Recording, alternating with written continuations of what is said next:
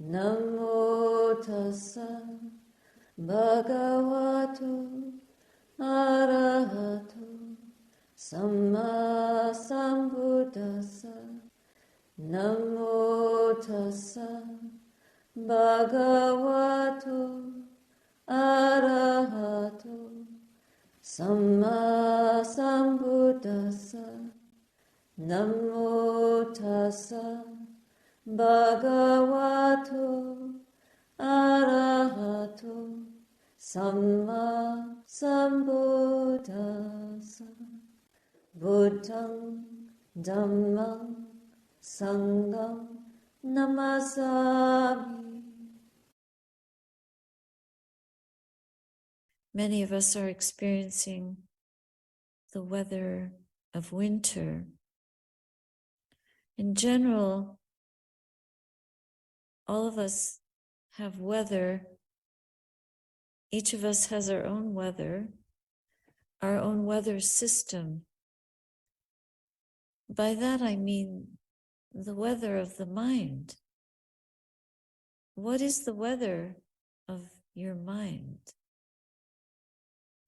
This is something that we have to practice being aware of the weather. And the only channel that we can find that on is the channel within us. Do we pay attention? Do we look? Do we listen? Do we realize what the weather is? Or do we just react to it? Do we run or do we attach? Do we like or dislike? Do we criticize or express gratitude?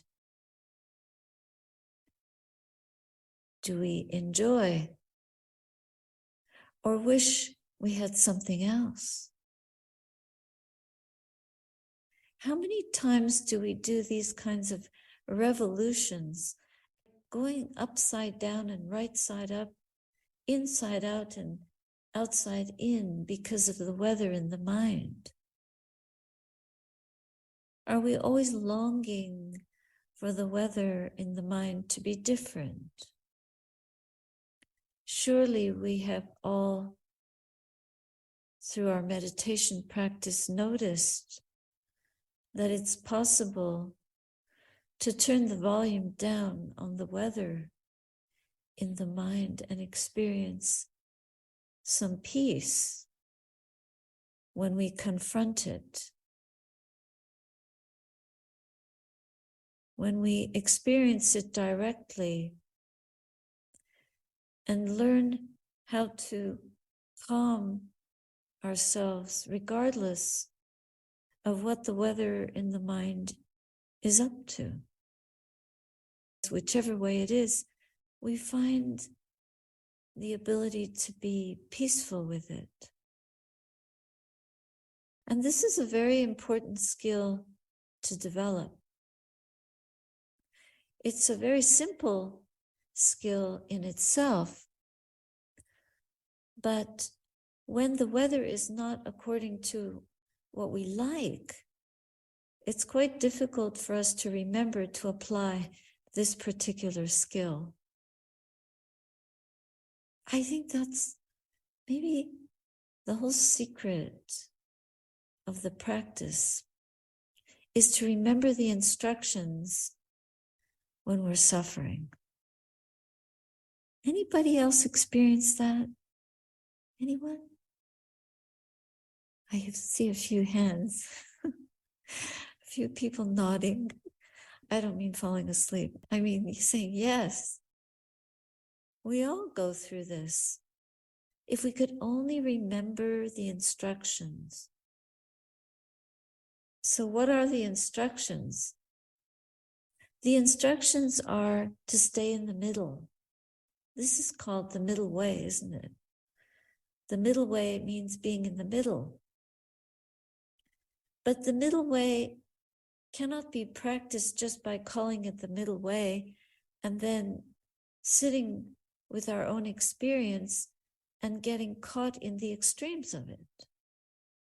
Because as soon as we're caught, we're not in the middle. And that moment of getting caught is quintessential to having the wherewithal, which means having a bit of perspective, a bit of objectivity regarding consciousness and that which consciousness is aware of. This is a fundamental distinction. And if we can remember to distinguish in that way when we're suffering, we have actually solved the greatest riddle of our lives, which is to see life as if we are in a theater, watching a play, the play of our life. And it doesn't make it trivial, but it just gives us a vantage point. It's like lifting the mind up into the height of a mountain and imagining that your life is in the valley, and there you are sitting on the mountain for a moment, seeing your life from a distance, or seeing your life without the you in it. And the reason this is important, because unless we can trick ourselves into doing that, we are time and again caught up in believing that this life belongs to us, that this is somehow ours, and that there is an owner, and that there is something to be owned. That even the feelings of anger or pleasure, the weather, whatever it is, belongs to a person. And we're identified with that person so intimately. And in that identification is very strongly bound up a body, which this consciousness happens to be a passenger in, traveling within. But instead of seeing it in that way, we call it mine. And we call it me. This is who I am. Who is this I? One of the very distinguishing features, and probably the most liberating aspect of this path and the Buddha's entire dispensation, is the understanding that there is no solid being that we can call me or I, myself, this body-mind process.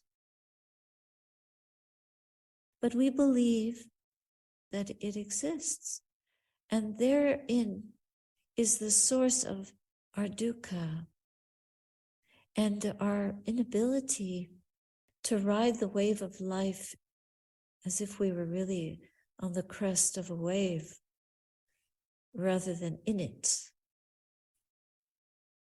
owning it, belonging to it, being it as an I person. Consciousness and the body are bound together temporarily with insight into the impermanence of what we think we are, of this body and mind, of these processes. This impermanence has to be understood for us to really know what we are or what we're not. So for this to happen, we must study the weather in the mind. We must study it deeply and know it as suffering, especially if we don't like it. Its impermanence, its suffering nature, because it's so changeable and so uncontrollable, and that it is just empty phenomena arising and ceasing in consciousness. So why are we so upset by this transitoriness, by things that cannot be held or owned or controlled? Why are we so driven and compelled by them? We must ask ourselves these questions. And if we do, and if we watch the weather without owning it from that perspective, empirically, not as if they belong to us, but just like a snowstorm or a sunset, arising and ceasing. Not me, not mine, not who I am. If we were more able to do that, then we would understand, at least begin to understand, the Four Noble Truths of the Buddha's teaching. We would understand consciousness and the objects in consciousness as separate. And we could practice being aware of all that arises in consciousness as phenomena for us to know deeply, to be familiar with, not with a sense of possession, but just as transitory, impermanent, conditioned by what preceded them, like a chain of causation, cause and effect. The wind blows and the snow comes in. The wind stops, the precipitation ends. All these causes and conditions for weather systems. So if we act well, we have certain results. And if the mind is wild and out of control, there are other results. And we can know this. We can understand these as process, not as me and mine. But it's very important for us to take responsibility for the condition of the mind and to notice that we can actually bring about good results. Even if the weather in the mind is not good, we can bring peace to that condition. We can beautify the mind through our understanding of it. Whether it's good or bad, happy or unhappy, we're getting what we want or we're not, people like us or they don't. Whatever is arising in life, we can receive that with a measure of balance and equanimity if we can grow wise about consciousness, the nature of consciousness, and the objects that arise and cease in consciousness. This is what we're doing in our meditation practice. If this is not what you're doing in your meditation practice, then this has to be realigned. The instructions have to be reviewed again.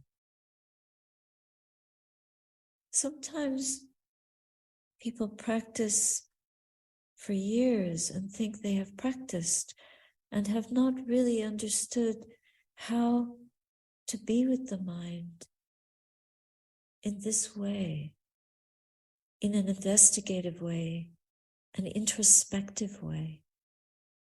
Introspective in the sense of seeing what is really there. Seeing it for what it is rather than for what we believe it is. And so we may be, quote unquote, meditating, but actually we are not in the middle. We're holding what we like and we're getting rid of what we don't like. And our likes and dislikes may be very biased, but not biased according to virtue, but just according to perception and preference. So we may not develop any wisdom at all. So everything that comes into the mind, whatever it is, if we're studying it, if we're understanding it, if we're seeing it, the way the Buddha intended for us to see it and instructed us to see, all these phenomena can be for us teachers, everyone, teaching us how to overcome the difficult weather, the suffering, how to deliver ourselves from it, how to temporarily deliver ourselves from it, but in the end, how to free ourselves from it permanently. That's the project. When I was a young nun, I used to go out with my alms bowl and stand or walk in the village or a town and beg for my food. I didn't often get very much. In those days, well, actually, if I did that around here, I probably wouldn't get very much either. But back then, Buddhism wasn't well known, and walking around with a bald head in sheets was not very acceptable. So I didn't get rebuked very often, but I would certainly feel hostile looks, oftentimes a word or a reaction that wasn't pleasant. But nevertheless, I continued to do it. And when nothing came in the bowl, sometimes I would feel a little disappointed. And luckily, I didn't starve because sometimes I had the remains of my breakfast. I usually got something in the morning. But I remember standing with my bowl and getting nothing and being very uncomfortable because of the weather. And I was studying the bowl and seeing that the bowl was empty. And I had this insight that, isn't this what I want the mind to be? Empty?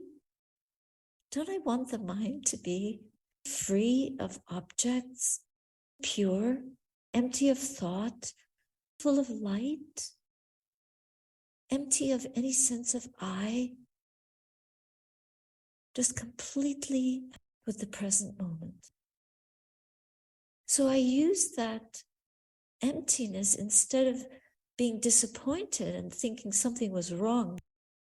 No, empty that mind and just observe the pure consciousness, knowing the emptiness. And that actually all conditioned phenomena are empty. They have the nature to arise and cease. And I saw that my whole life is like an alms bowl. It's actually full and empty at the same time. It's full of emptiness. It was such a liberating moment. I had no attachment to getting anything. I just felt so much gratitude for the opportunity to stand with this alms bowl and be a representative of the Buddha's teachings. There I was in New Zealand, the body with the bowl, out in the cold, standing for the truth. and being so content with the empty bowl. If we're able to stand in the present moment in the face of whatever disappointment there might be, and contemplate the true meaning of our life, that disappointment can evaporate. And in its place, the heart can be so filled with gratitude that there is a present moment and that we can be conscious of it. Because what are we here for in this world, in this life, but to be the witness of the breath for a moment, and then to let it go and let ourselves go into whatever there is that is meant to arise for us, depending on our karmic predicament, whatever that might be. There is no controller in there. This is a figment of our own imagination or our ignorant perception of who we are and what we are, because we haven't seen properly yet. So we are here to learn to see. And when we learn to see, our ignorance will fall away.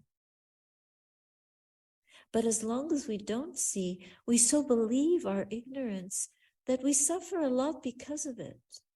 And we will defend our ignorance to the point of arguing unreasonably with anyone based on our opinion. But our opinions change from year to year, from decade to decade. And when we're old and when we're dying, what good will all those opinions be for us? And we will still not have learned the truth of this journey. So therefore, we should hasten to see properly before we latch on to opinions about anything, because they're vacuous and empty. They do not nourish a true happiness in us.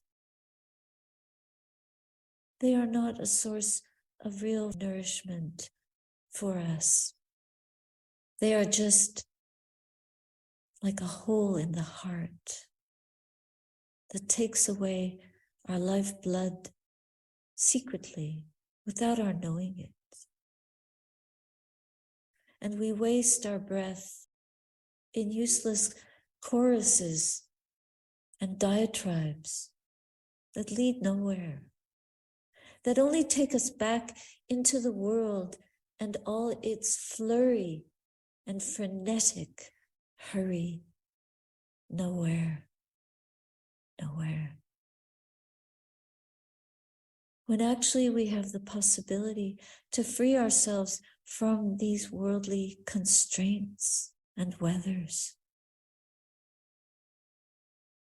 And whatever storms of life come and go, we can pass through them valiantly,